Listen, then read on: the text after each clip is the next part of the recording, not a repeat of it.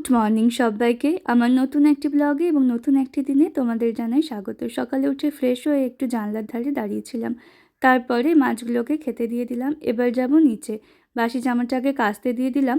আর এবার বাচ্চাদেরকে পড়াতে বসিয়েছি। ওদেরকে প্রায় 1.5 থেকে 2 ঘন্টা পড়াই, তার মাঝে উঠে আমি একবার জল আর চাটা খেয়ে নিই।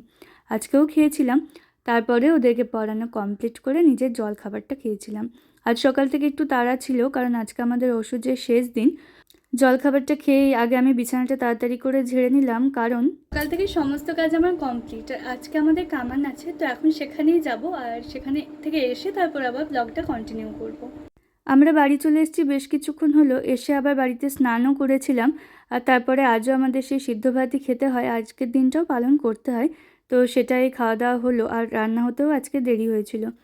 খেয়ে দিয়ে উঠে দেখলাম বেশ বৃষ্টি পড়তে আরম্ভ করেছে, আর এখন না ওয়েদারটা আর একদম ভালো লাগছে না। তারপর আমরা বেশ কিছুক্ষণ দুপুরে সিনেমা দেখছিলাম। দেন বিকালবেলা উঠে দেখি আবার সেই বৃষ্টি। কী করব, লাইনটা যখন রয়েছে তখন ভাবলাম একটু টিভি দেখা যাক।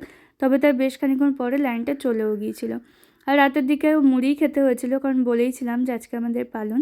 তারপর রুমে এলাম, এসে ও বিছানাটার দিকে ঝাড়ছে, আর এদিকে আমি মাছগুলোকে খেতে দিয়ে নিয়ে যাবো একটু ফ্রেশ হতে। ফ্রেশ হয়ে এখন চলে এসেছি, এবার যাবো শুতে। আজকে ব্লগটা এখানেই শেষ করব। কালকে আবার নতুন ব্লগে দেখা হবে।